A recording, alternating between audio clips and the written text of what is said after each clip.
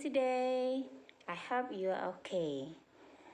And sekarang materi kita adalah tentang modal, must, have to, dan should.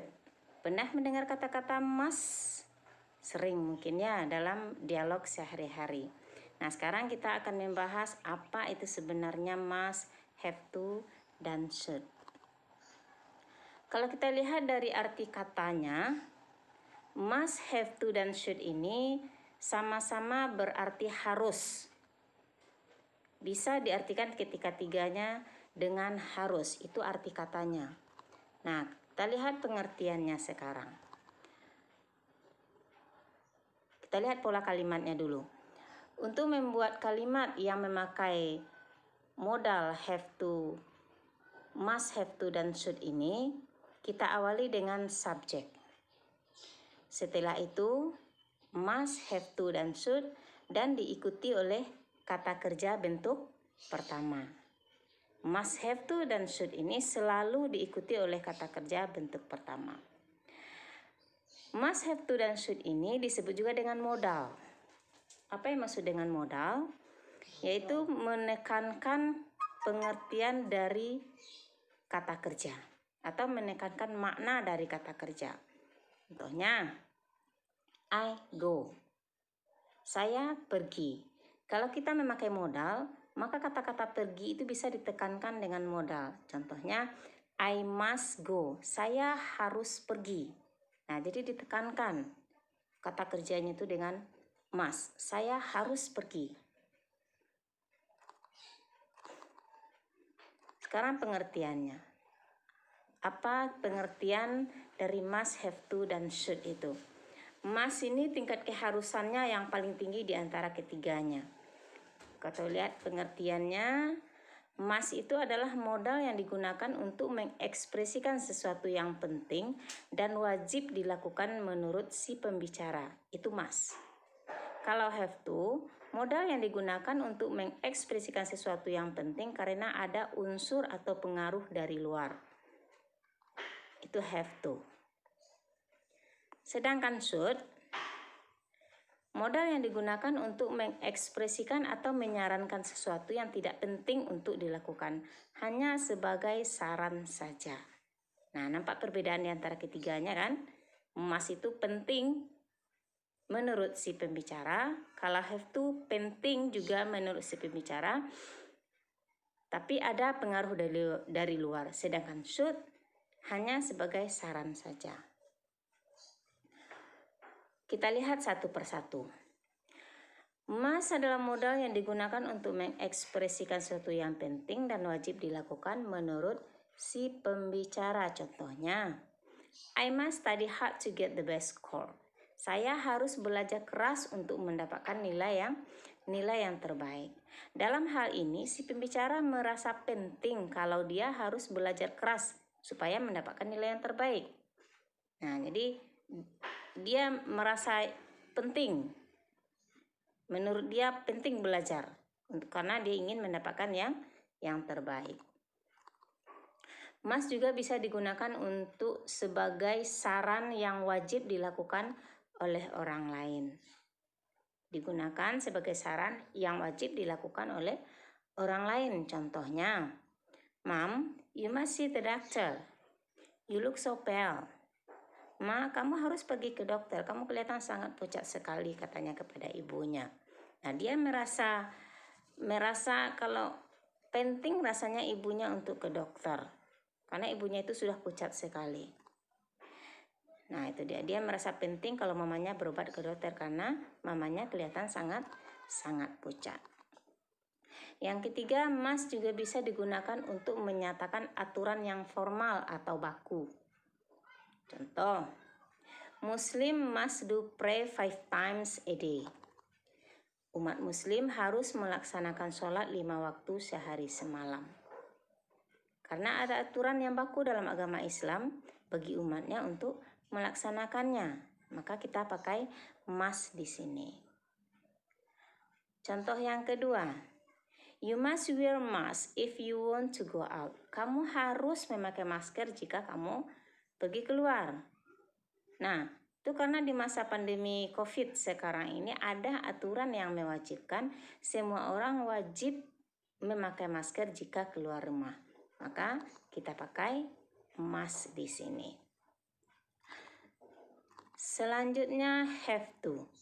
Have to modal yang digunakan untuk mengekspresikan sesuatu yang penting karena ada unsur atau pengaruh dari luar.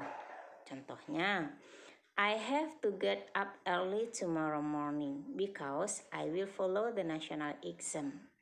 Saya harus bangun lebih awal besok pagi karena saya akan mengikuti ujian nasional. Jadi ada unsur dari luarnya. Apa unsur dari luar? Karena dia akan mengikuti ujian, maka dia harus bangun lebih awal. Contoh yang pertama. Contoh yang kedua, she has to go to the drugstore to buy some medicine for her mother. Dia harus pergi ke toko obat untuk membeli obat untuk ibunya. Jadi unsur dia harus pergi itu adalah membeli obat untuk ibunya. Nah, jadi ada unsur di luar. Nah, sekarang perhatikan pemakaian have to pada contoh nomor 1 dan 2. Nomor 1 kita pakai have to, I have to. Sedangkan nomor 2 kita pakai has to, she has to. Nah, pemakaian have to dan has to ini tergantung pada subjeknya. Kalau subjeknya I, you, we, dan they, maka kita pakai have to di sini. Jika subjeknya she, he, dan it, kita pakai has to. Jadi pemakaiannya sesuai dengan subjeknya. Kalau arti dan maknanya sama. Kita lanjut dengan should. Should adalah modal yang digunakan untuk mengekspresikan atau menyarankan sesuatu yang tidak begitu penting dilakukan, hanya sebagai saran saja. Contoh, if you are tired, you should take a rest. Jika kamu letih atau lelah, kamu harus istirahat. Hanya sebagai saran saja. Mau istirahat atau tidak, ya terserah. Nah, itu dia. Sekarang contoh yang kedua, you should brush your teeth 2 times a day. Kamu harus menggosok gigi kamu 2 kali sehari. Kamu harus menggosok gigi kamu 2 kali sehari. Hanya saran saja, mau digosok atau tidak, atau mau digosok 1 kali sehari ya terserah. Hanya disarankan 2 kali sehari. Selanjutnya, should juga digunakan untuk mengekspresikan harapan. Ada unsur harapan di dalamnya. Contohnya, in the phone, she said that she just left the shop. She should be here in 15 minutes. Di telepon dia berkata, dia baru saja meninggalkan toko. Dia seharusnya sudah berada di sini dalam 15 menit. Nah, jadi ada unsur harapan di dalamnya karena dia mengatakan dia sudah keluar dari toko, seharusnya dia sudah berada di sini. Nah, itu harapannya. Sekarang bentuk negatif dari must, have to, dan should ini. Kalau must bentuk negatifnya adalah must not atau mustn't. Berarti tidak boleh. Nah, ini merupakan larangan. Mustn't itu dipakai untuk melarang sesuatu atau sebagai larangan. Sedangkan don't have to dan should itu adalah sebagai saran. Artinya tidak seharusnya, hanya saran saja. Jadi berbeda. Mustn't dan shouldn't atau have to artinya berbeda. Mustn't tidak boleh berarti larangan, sedangkan shouldn't atau don't have to berarti tidak seharusnya. Itu sebagai saran saja. Bentuk negatif dari must, have to, dan should ini mempunyai makna yang berbeda seperti yang kita jelaskan tadi. Nah, kita lanjutkan penjelasannya. Mustn't artinya tidak boleh, yaitu larangan yang kuat yang tidak boleh dilanggar karena ada sanksi atau akibat buruknya. Kalau don't have to, tidak seharusnya untuk menyarankan sesuatu yang tidak perlu dilakukan. Shouldn't sama dengan have to. Contohnya, you mustn't go to the zoo if our animal was escaped.